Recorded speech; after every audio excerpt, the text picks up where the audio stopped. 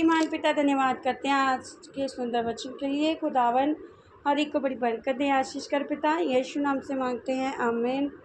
हम पढ़ेंगे 20 अध्याय 1 शमूएल। योनातान द्वारा दाऊद की सहायता।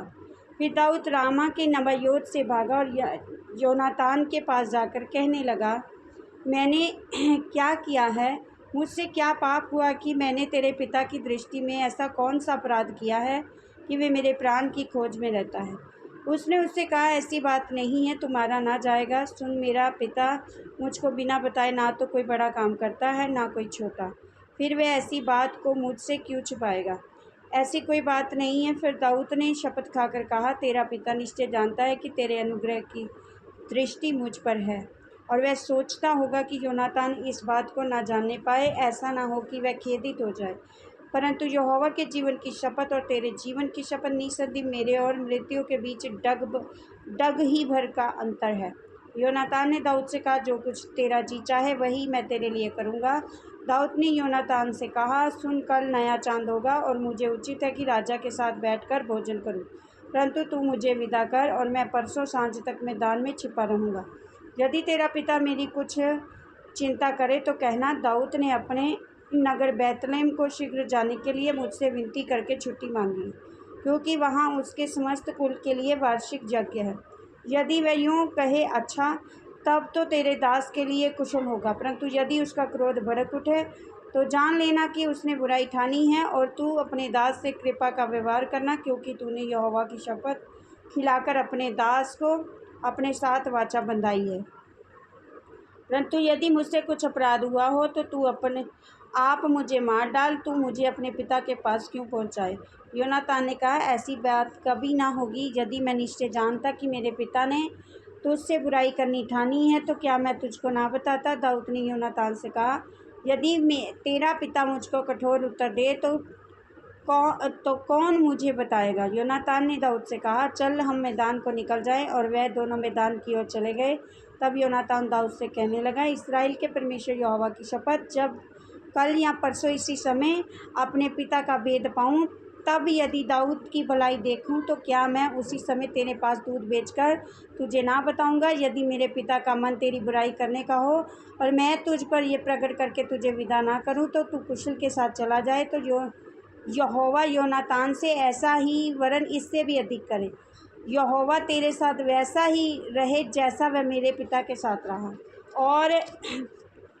और ना केवल जब तक मैं जीवित रहूं तब तक मुझ पर यहोवा किसी कृपा ऐसा करना कि मैं ना मरूं, और परंतु मेरे घराने पर से भी अपनी कृपा दृष्टि कभी ना हटाना।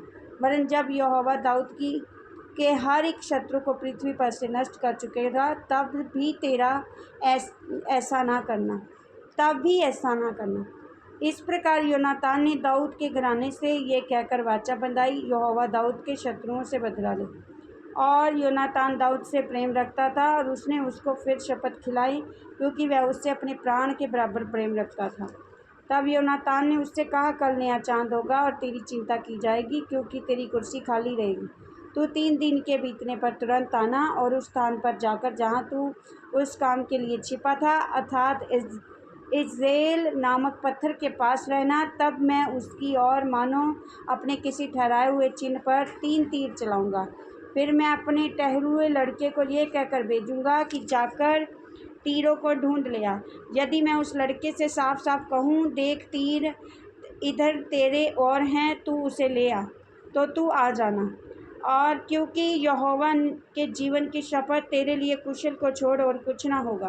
परंतु यदि मैं लड़के को यूँ कहूँ, सुन, तेरे तीर उधर तेरे और हैं, तो तू चले जाना, क्योंकि यहोवा ने तुझे विदा किया है। और उस बात के विषय जिसकी चर्चा तूने आपस में की है, यहोवा मेरे और तेरे मध्य में सदा रहे। इसीलिए दाऊद मैदान में जा छिपा, और नया चांद हुआ तब राजा भोजन करने को बैठा। राजा तो पहले के समान अपने उस आसन पर बैठा जो भीत के पास था। योनातान खड़ा हुआ और अबनेर शाऊल के निकट बैठा, और परंतु दाऊद का स्थान खाली रहा। उस दिन तो शाऊल ये सोचकर चुप रहा कि इसका कोई ना कोई कारण होगा, वह अशुद्ध होगा, निसंदेह शुद्ध ना होगा। फिर नए चाँद के दूसरे दिन दाऊद का स्थान खाली रहा। तो शाऊल ने अपने पुत्र योनातान से पूछा, क्या कारण है कि यिशै का पुत्र ना तो कल भोजन में आया और ना आज ही आया है? योनातान ने शाऊल से कहा, दाऊद ने बैतलहम जाने के लिए मुझसे विनती करके छुट्टी मांगी और कहा मुझे जाने दे, क्योंकि उस नगर में हमारे कुल का यज्ञ है और मेरे भाई ने मुझे वहाँ उपस्थित होने की आज्ञा दी है।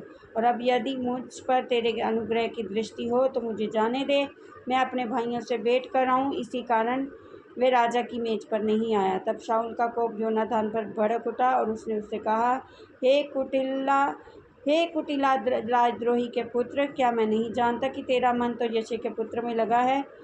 इससे तेरी आशा का टूटना और तेरी माता का अनादर ही होगा, क्योंकि जब तक यिशै का पुत्र भूमि पर जीवित रहेगा तब तक ना तो तू और ना तेरा राज्य स्थिर रहेगा। इसलिए अभी भेजकर उसे मेरे पास ला, क्योंकि निश्चय वह मार डाला जाएगा। योनातान ने अपने पिता शाऊल को उत्तर देकर उससे कहा, वह क्यों मारा जाए? उसने क्या किया है? तब शाऊल ने उसको मारने के लिए उस पर भाला चलाया। इससे योनातान ने जान लिया कि मेरे पिता ने दाऊद को मार डालना ठान लिया है। तब योनातान क्रोध से जलता हुआ मेज पर से उठ गया और महीने के दूसरे दिन को भोजन ना किया, क्योंकि वह बहुत खेदित था, इसलिए कि उसके पिता ने दाऊद का अनादर किया था। सवेरे योनातान एक छोटा लड़का संग लिए हुए मैदान में दाऊद के साथ ठहराए हुए स्थान को गया। तब उसने उस लड़के से कहा, दौड़कर जो तीर मैं चलाऊं उसे ढूंढ लिया। लड़का दौड़ ही रहा था कि उसने एक तीर उसके परे चलाया। तब लड़का योनातान के चलाए हुए तीर के स्थान पर पहुंचा। तब योनातान ने उसके पीछे से पुकार के कहा, तीर तो तेरे उस ओर है। फिर योनातान ने लड़के के पीछे पुकार के कहा, फुर्ती कर, ठहर मत। योनातान का लड़का तीरों को बटोर के अपने स्वामी के पास ले आया। इसका भेद लड़का तो कुछ ना जानता था, केवल योनातान और दाऊद इस बात को जानते थे।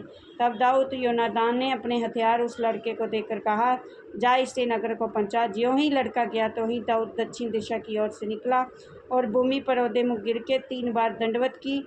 तब उन्होंने एक दूसरे को चूमा और एक दूसरे के साथ रोए, परंतु दाऊद का रोना अधिक था।